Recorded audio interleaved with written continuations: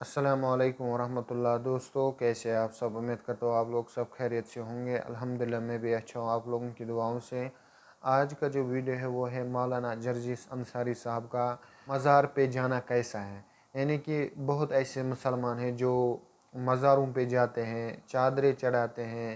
उनमें क्या हकीकत है इस्लाम में, और वो कितना बड़ा गुनाह है इस्लाम में, क्योंकि इस्लाम में ये माना जाता है कि शिरक बहुत बड़ा गुनाह है। अल्लाह ने कुरान में ये फरमाया है कि मैं हर कोई गुनाह माफ़ कर सकता हूँ, लेकिन शिरक की माफ़ी नहीं है।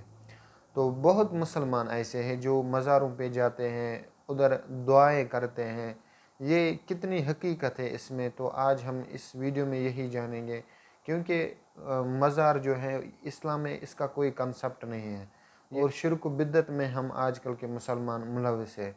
तो अल्लाह हमें शिरक बिद्दत से बचाए। वीडियो बहुत लंबा है, पहले हम वीडियो ही देखते हैं, इंशाल्लाह उसके बाद और बातें करेंगे। जमीन मैंने बनाई, आसमान मैंने बनाया, बगैर सुतून के और बगैर खंभों के मैंने आसमान की छत लटका दी। 9 करोड़ 30 लाख मील की बुलंदी पर मैंने सूरज को मुअल्लक कर दिया। 1 करोड़ 40 लाख डिग्री सेंटीग्रेड ये गर्मी रोजाना सूरज हमें देता है। 2,40,000 मील की बुलंदी पर चांद को मुअल्लक कर दिया। रात हम देते हैं तुम्हारे आराम के लिए। जब तुम्हारी थकन उतर जाती है तो हम तुम्हें सुबह बेदार कर देते हैं, तुम फिर मेहनत करते हो। हम तुम्हारे अनाजों में, हम तुम्हारे खेतों में अनाज पैदा करते हैं, बारिश हम बरसाते हैं, अनाज का दाना हम बड़ा करते हैं। तुम गेहूं का एक दाना जमीन में डालते हो, उसको 100 दाने हम बनाते हैं। तुम चावल का एक दाना जमीन में डालते हो, उसके 100 दाने हम बना देते हैं। निकाह करके तुम बीवी को सिर्फ रुखसत करके अपने घर लाते हो। तुम रात में हल्की सी मेहनत करते हो, लेकिन तुम्हारी शर्मगाह से निकलने वाले पानी के हकीर कतरे को तुम्हारी आंखों का तारा हम बनाते हैं, हड्डियां हम बनाते हैं, उसकी पिसलियां हम बनाते हैं, उसका घुटना हम बनाते हैं, उसका अंगूठा हम बनाते हैं, उसका फिंगर हम बनाते हैं, उसकी आंखें हम बनाते हैं। सोचने और समझने के लिए उसमें दिमाग हम देते हैं, हम देते हैं। अयहसबुल इंसानु अन युतरका सुदा अलम यकुन नुतफतम मिन मनी युमना सुम्मा कान अलकतन फखलक फसव्वा फजअल मिनहु ज़ौजैन अज़्ज़कर वल उन्सा अलैसा ज़ालिका बिक़ादिरिन अला अन युह्यियल मौता।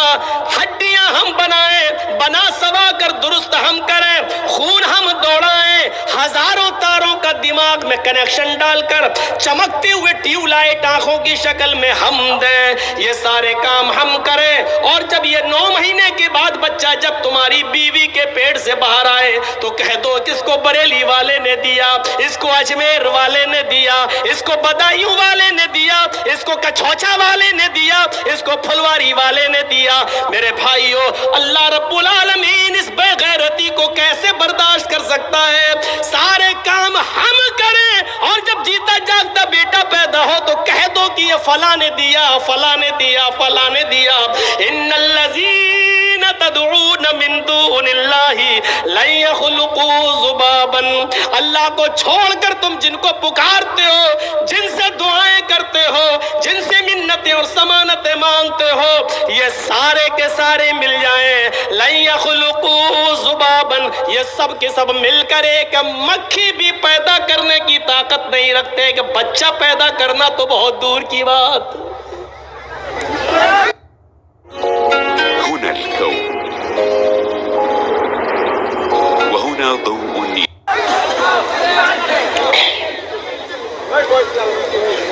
समझे? शिर्क की हल्की सी तशरीह इतनी काफी है, हमें समझना चाहिए शिर्क क्या है। तो आए मुआज, शिर्क मत करना कुछ भी, चाहे तुम्हें जला दिया जाए या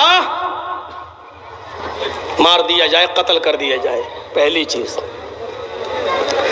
दूसरी चीज पर आइए नौजवानों, आज बहुत सी नसीहतें तुम्हें मिलेंगी। वला तउक़न्न वालिदैक وَإِنْ أَمَرَاكَ أَن تَخْرُجَ مِنْ أَهْلِكَ وَمَالِكَ۔ دوسری چیز، اپنے ماں باپ کی کبھی نافرمانی مت کرنا، چاہے وہ تمہیں تمہارے گھر بار سے، تمہارے مال و دولت سے نکال دیں۔ حضرت اسماعیل علیہ السلام کا واقعہ سنے ہیں نا؟ کہیں رہنے لگے، ابراہیم علیہ السلام جب اپنے بیٹے سے ملنے گئے، دروازے کو دستک دی، اسماعیل علیہ السلام کی بیوی نے دروازہ کھولا، سامنے بوڑھا آدمی کھڑا ہے۔ اسماعیل کی بیوی نہیں جانتی تھی کہ یہ میرے سسر ہیں، دیکھا نہیں تھا۔ اس بستی میں اسماعیل علیہ السلام نے ایک شادی کر لی تھی۔ حضرت ابراہیم علیہ السلام نے سلام کیا، اس عورت نے جواب دیا، اسماعیل کی بیوی نے۔ حضرت ابراہیم نے پوچھا اسماعیل علیہ السلام کہاں گئے؟ کہنے لگی وہ تو جنگل میں شکار کھیلنے کے لیے گئے ہیں۔ کہا اچھا یہ بتاؤ کہ تمہارے گھر کا گزر بسر کیسا چل رہا ہے؟ تو کہنے لگی بہت برا ہے۔ بہت برا؟ ہاں، صبح کھا لو تو شام کو نہیں ملتا، شام کو کھا لو تو صبح بھوکے رہتے، بہت برا حال ہے۔ ابراہیم علیہ السلام سمجھ گئے کہ میرے بیٹے نے بیوی کا انتخاب کرنے میں غلطی کی۔ تو کیا کہا؟ بہو کیا کہا؟ اسماعیل کی بیوی کہا جی، جب اسماعیل علیہ السلام گھر پہ آ جائیں تو ان سے صرف اتنا کہہ دینا، ایک بوڑھا آدمی آیا تھا، اس نے آپ کو سلام کہا ہے اور یہ کہا ہے کہ گھر کی چوکھٹ بدل دو، چوکھٹ ٹھیک نہیں ہے۔ اب وہ بیوی دیکھتی ہے، کہتی چوکھٹ تو ٹھیک ہے، دروازہ بھی ٹھیک ہے، یہ بڈھا سٹیا گیا، اس کا دماغ خراب ہو گیا، چوکھٹ بالکل صحیح ہے، سردیوں میں دھوپ آتی ہے، گرمیوں میں ہوا آتی ہے، چوکھٹ تو سب ٹھیک ہے، یہ بڈھا سٹیا گیا۔ اسماعیل علیہ السلام جب گھر میں آئے تو بیوی نے پورا واقعہ سنایا تھا کہ ایک بڈھا آیا تھا۔ کہا اچھا کیا ہوا؟ کہا اس نے آپ کو سلام کہا۔ اچھا اور کیا کہا؟ سمجھ گئے کہ میرے باپ تھے۔ کہا اور کیا کہا؟ انہوں نے مجھ سے پوچھا کہ گھر کی کا حال کیسا چل رہا ہے؟ تو میں نے کہا بہت برا، صبح کھا لو تو شام کو نہیں ملتا، شام کو کھا لو تو صبح نہیں ملتا۔ تو انہوں نے کہا کہ اچھا ٹھیک ہے، تمہارے شوہر آ جائیں تو ان سے کہہ دینا ایک بڈھے نے سلام کہا ہے اور یہ کہا کہ گھر کی چوکھٹ ٹھیک نہیں ہے، چوکھٹ بدل لو۔ کہا کیا کہا؟ کہا گھر کی چوکھٹ بدل دو، سٹیا گیا تھا بڈھا۔ اسماعیل نے کہا بڈھا نہیں سٹیایا، تم سٹیا گئی ہو۔ کہا کیا ہوا؟ کہا میرے باپ نے چوکھٹ بدلنے کا حکم دیا، جانتی ہو چوکھٹ سے کیا مراد ہے؟ میری بیوی وہ میرے باپ تھے اور چوکھٹ تم ہو۔ تم نے کہا کہ بہت برا حال چل رہا ہے، یعنی تم نے یہ نہیں کہا اللہ نے مجھے جس حال میں رکھا ہے ہر حال میں اللہ کا شکر۔ میرے باپ نے کہا چوکھٹ بدل دو، یہ چوکھٹ ٹھیک نہیں ہے، یعنی میرے باپ نے تمہیں طلاق دینے کا حکم دیا ہے۔ اے میری بیوی، میں اپنے باپ کی نافرمانی نہیں کر سکتا ہوں اور ابھی میں تمہیں طلاق دیتا ہوں۔ چوکھٹ بدل دی۔ آج کل تم لوگ کیا چوکھٹ بدلو گے؟ تمہارے گھر میں جو نئی نویلی بیوی آتی ہے وہ خود ہی تمہاری چوکھٹ ختم کروا دیتی ہے۔ اماں کو چھوڑ، باپ کو چھوڑ، ادھر رہے میرے ساتھ۔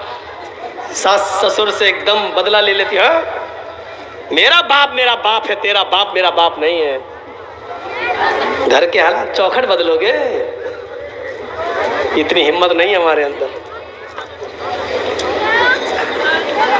آج عورتیں بیچاری تھوڑے سا غصہ ہوگی، میں تھوڑا نارمل رکھ کے چلوں گا تاکہ یہ بیلنس بنا کے نہ۔ تو ایک بار بہت غلط ہو گیا تھا ہمارے ساتھ، 2 دن کا جلسہ تھا، ایک دن میں نے مردوں کے حقوق بتا دیے، دوسرے دن عورتوں کے۔ جس دن مردوں کے حقوق بتایا عورتوں نے گالی دی، جس دن عورتوں کے حقوق بتائے مردوں نے گالی دی۔ اس دن سے میں دونوں کے برابر لے کے چلنے لگا۔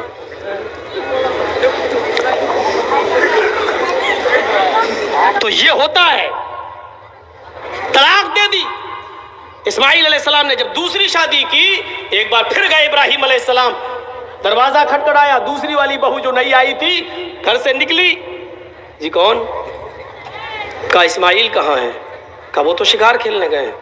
اچھا یہ بتاؤ گھر میں تمہارے گزر بسر کیسا چل رہا؟ الحمدللہ اللہ کا شکر ہے، اللہ نے جس حال میں رکھا ہے۔ دیکھو اسماعیل گھر پہ آ جائیں تو کہہ دینا ایک بوڑھا آدمی آیا تھا، اس نے تمہیں سلام کہا ہے اور کہا ہے کہ تمہاری چوکھٹ بالکل ٹھیک ہے، اس کو برقرار رکھنا، اس چوکھٹ کو مت بدلنا۔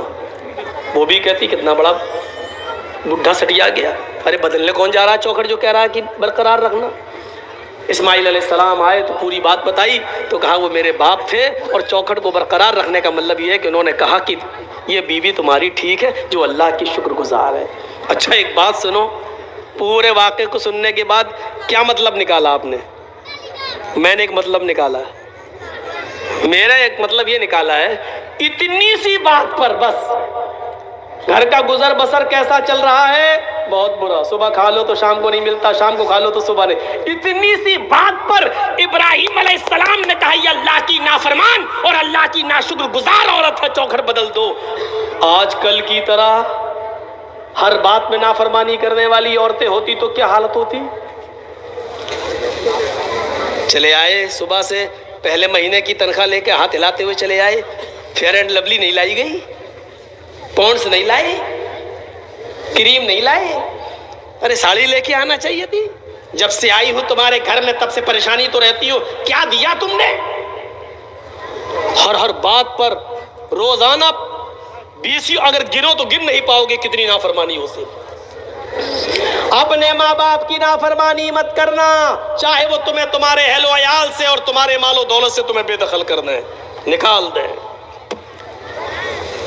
اس صحابی کا واقعہ یاد کرو جس نے اپنی لنگڑی اور لولی اور اپاہج اور آنکھوں سے اندھی ماں، بوڑھی عورتیں بھی ہوں گی سنیں تمہارے مطلب کی بات، آنکھوں سے اندھی، ہاتھوں سے کوڑی، پیروں سے لنگڑی، اپنی ماں کو اس نے اپنے کاندھے پر بٹھایا، اپنی کمر پر لادا اور عمرے کے لیے لے گیا اور خانہ کعبہ کا طواف کر رہا ہے۔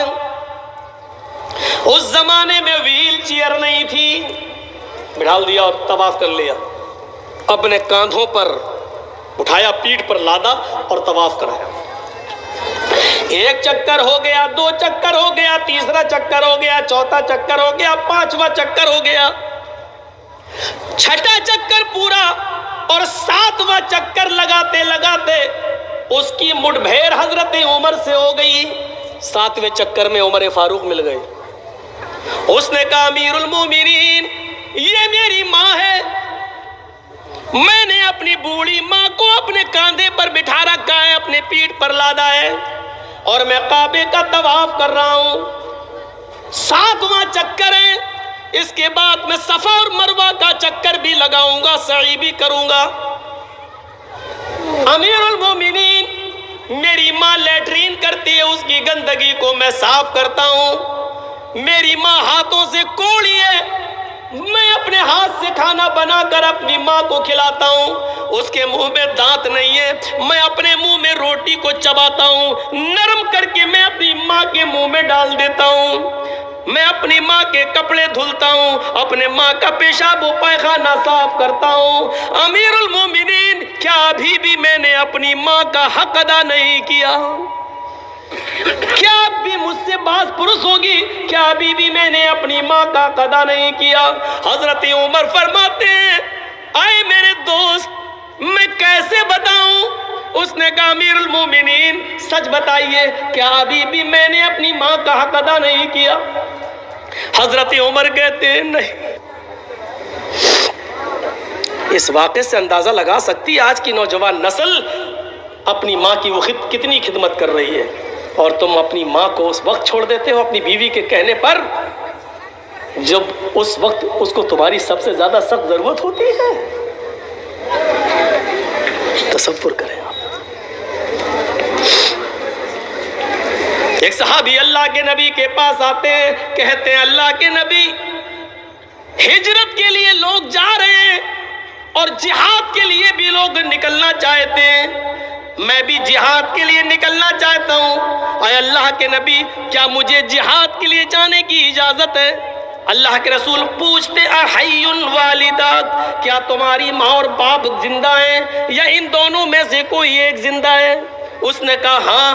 آپ نے فرمایا तब तुम जिहाद के लिए नहीं जा सकते।